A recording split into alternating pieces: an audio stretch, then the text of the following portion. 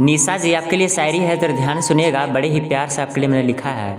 शायरी का अगर एक लाइन भी अच्छा लगेगा तो ज़्यादा से ज़्यादा शेयर करिएगा, लाइक करिएगा और चैनल को भी ज़रूर सब्सक्राइब कीजिएगा।